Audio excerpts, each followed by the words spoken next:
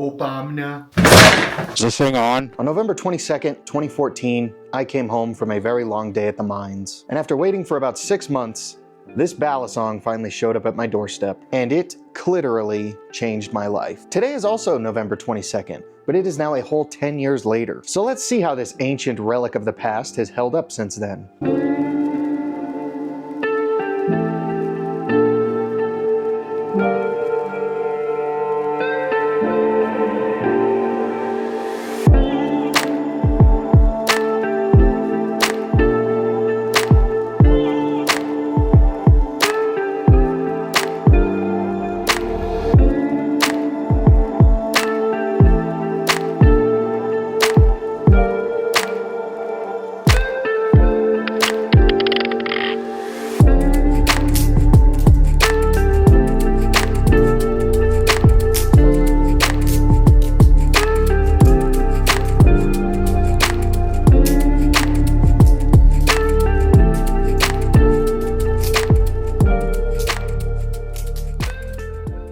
What is up, you Fergalicious fart-loving fiends? Den BMX here. For those of you wondering about the long video absence these last couple of weeks, well, I got COVID. Again. And this time, it beat my brakes off. I was getting my shit rocked. I got my ass beat so bad it was like I was married to a cop who just got put on paid leave. But I'm a good 95% over it by now. I just have a little bit of a lingering cough. And I'm also still kind of snotty, so if I sound like Charlie from Smiling Friends at any point in this video, I'm sorry, or you're welcome, maybe. Who's to say? But any hooser, if you clicked on this video and you don't know what this is, that's weird. This is a Blade Runners Systems V1 Replicant. And it's not Blade Runner Systems, it's Blade Runners Systems. Yeah, I know, it's too many S's. I didn't name it. I'm just gonna call them b.r.s for the rest of this video. This was my first real balisong, or you probably know this as a butterfly knife if you aren't a giant nerd. Now when I got this balisong, I had already been flipping these stupid things for about 4 years up to that point. But the only ones I could ever get my hands on were a bunch of CCCs that would fall apart after a couple weeks. What does CCC stand for, you ask? Well, that one's easy. It means cat clawing my cunt. I'm kidding. Most people say it means cheap China crap. But I personally just prefer cheap caca. Now back in these ancient times, the balisong market was in a bit of a limbo period. The Benchmade 4X and Cold Steel Archangel series had long since been discontinued. The Benchmade 51 and Microtech Tachyon 2 were almost never in stock. Custom-made balisongs were well out of my price range. Squid Industries was still swimming inside of Lucas's nutsack, not to be brought into the world for a couple more years. And the only thing that was ever consistently in stock were said CCCs. But also at this point in time, there wasn't a balisong that was made specifically for flipping. The flippability of a balisong wasn't a huge consideration to those making them at the time. It just so happened to be that some of them were good flippers. That is until b.r.s and their goofy ass name came along. One day they barged into the room, unzipped their cargo shorts, and just flopped it out on the table. It, of course, being, well, the Alpha Beast. That was their first balisong, and yeah, more goofy names. It's a running theme. But alas, my dumb little ass couldn't afford the Alpha Beast when it first came out. However, shortly after its release, rumors started brewing of b.r.s's next balisong. Its handles would be titanium liners and G10 scales. It would come with a gnarly looking 154cm steel Tonto blade. It would come with bronze phosphorus washers and bushings, which were a brand new feature at the time. It would be considerably more affordable than the Alpha Beast, but just like the Alpha Beast, it would be designed specifically for flipping. And it would be called the Replicant, just like Joseph over there. So I started saving, and about a year later, the very first drop of Replicants had finally arrived. And I think it is very quirky that I get to say that I was one of the very first people to ever buy a b.r.s Replicant. Again, about 6 months later, I finally got it in my hands. And for the next 5 years, it stayed in these hands. I flipped this thing every single day, and it was so good that I had zero desire to buy or even try a different balisong. This thing was my daily, it was my beater, it was my everyday carry. You would be hard pressed to find this thing not in my hands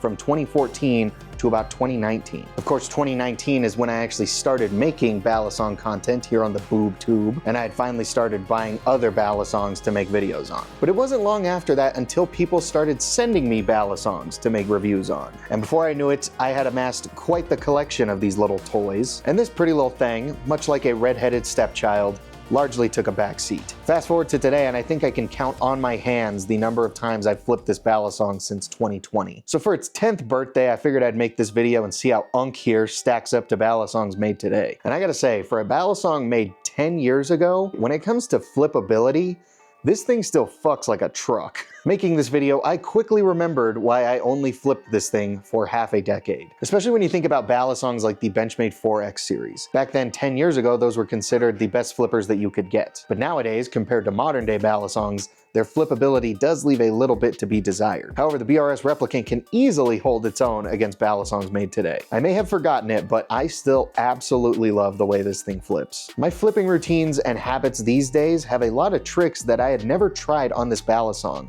until I made this video. And it did all of them like it had been doing them for years. This thing parabolics almost effortlessly. Palm fans, short stops, Z-chokers, they all feel great on this thing too. And on top of that, all the other tricks that I'd done on this balisong for years on end still feel just as good as they always have. Well, except for two notable ones. You see, chaplains on the V1 rep don't exactly hook onto my finger as well as a lot of other balisongs made these days. Ladders also don't exactly feel the best on this balisong. Because while the faces of these handles feel great and have a gorilla grip that makes me want to call your mom, the sides of the handles leave a little bit to be desired in the grip department. Now, the Replicant design was made long before anyone even contemplated putting jimping on a balisong, but replicants made today still don't come with jimping, which is something that I think desperately needs to be updated. Speaking of modern day reps, there is a reason this is called a V1 rep. You see, the first couple waves of b.r.s replicants have some noticeable differences to the following V2 and V3 reps made today. And I think it was only like the first 2 or 3 waves of replicants that are V1 reps. The handles on V1 reps have a slightly larger taper on the handles than the V2 or V3s do. V1 handles are also a little bit more squared off. V2 and V3 rep handles are a little bit more rounded. Many other critters in this community say that V1 reps are the best flipping reps that you can get, but I personally haven't gotten to flip a V2 or V3 stock replicant to confirm or deny that. I would love to make a video comparing a V1, a V2, and a V3 rep one day. Hopefully I'll be able to figure out how to make that video in the not too distant future. Now, since there aren't nearly as many V1 reps as there are V2 or V3 reps out there, these things have appreciated quite significantly in value. But speaking of price,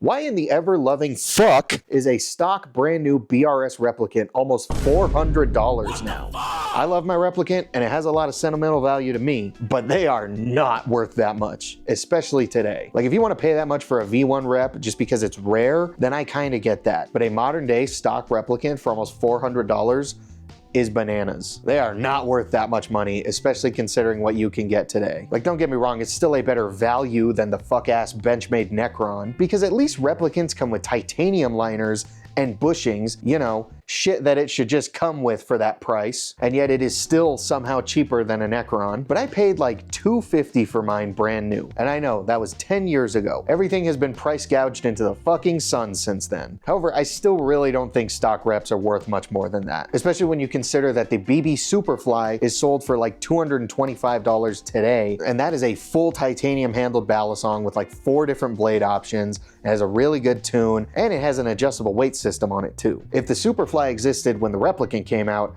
I would have picked the Superfly over the Replicant easily. And the reason I don't think replicants are worth much more than what I paid for them 10 years ago is because after they made those small changes from the V1 to the V2 replicant, they didn't really change or update the design like at all after that.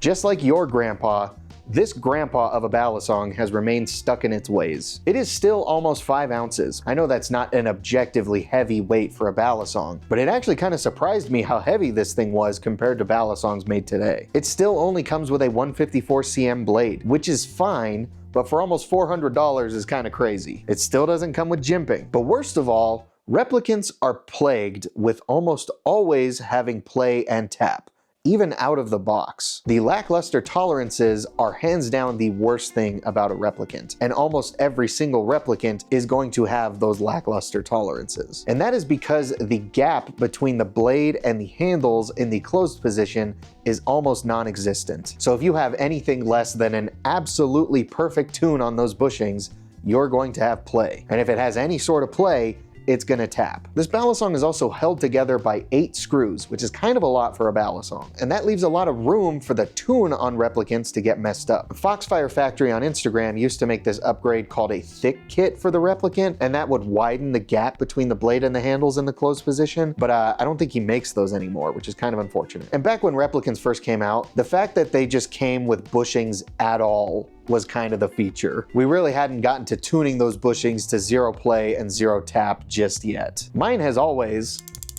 had play and tap, which has never really bothered me. However, it does kind of bum me out that you can see where the blade has rubbed against the handles all these years on both the blade and the handles. Another little negative with this replicant, but also kind of with every b.r.s balisong it seems, is that it's kind of rough. The tops of my fingers always seem to get a little torn up when I flip this balisong for a prolonged period of time. That's just from doing chaplains on this thing. However, while the quality control on b.r.s balisongs have never really been the best, I gotta give them credit where credit is due. They make some tanks. When I flipped this balisong every single day for years on end, I was not gentle with this thing. It was definitely my beater, and I could not control my anger back then as well as I can today. Little side note, if you are also quick to anger, I would highly suggest learning how to get that shit under control. That way you're not burdening the people in your life with the bullshit that comes with your hair-triggered temper. Like, especially if you're an adult. Like, please, take it from me. It just makes you an unpleasant person to be around, and you look like a gigantic fart baby.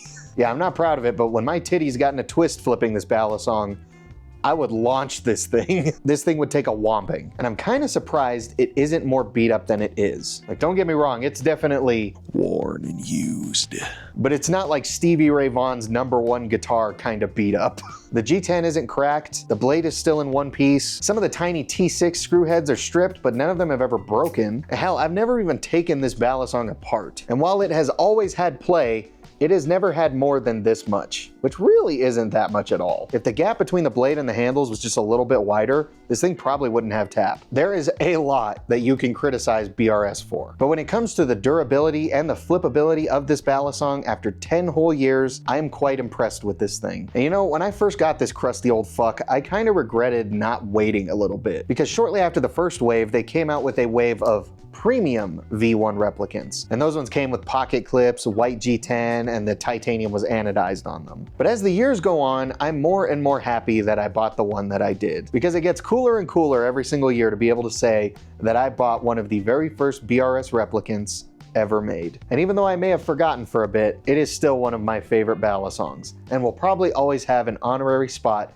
in my top 5 favorite balisongs ever. And with that, I think we are gonna wrap up today's video. Thank you guys so much for watching, especially if you made it this far. I really hope you enjoyed. If you did enjoy, definitely let me know and help the engagement on this video. Help me compete with all the other balisong channels out there by leaving a like on this video, leave a comment, give me your thoughts and opinions, share this video around. And if you regularly watch this channel and you haven't already subscribed, then I hope you choke on a motherfucking cheese stick, you stupid bitch. Real quick before we go, I wanna give a huge shout out and a thank you to Cosmic Steez, A Horse Running, Jet, Solar Flare, Sunil Verma, Rob Heath, Bad Joke Gaming, Brandon's Balisong Corner, Bandage Knives, and Jan Chocolate. These extra hung cuties are my current channel members, and their support really does mean a lot. If you want to join them and get a shout out in my longer videos, get access to the members only videos, and just help support this channel in a bigger way, then you can go down there, click the join button. Tiers start as low as 3 schmeckles. If you don't want to join a membership, but you still want to support the channel in that way, just as like a one-time thing, there's the super thanks button down there. It's like a little tip jar. But I think I'm done being a tool. Once again, thank you guys so much for watching. I had a lot of fun making this video. I will see you guys next time.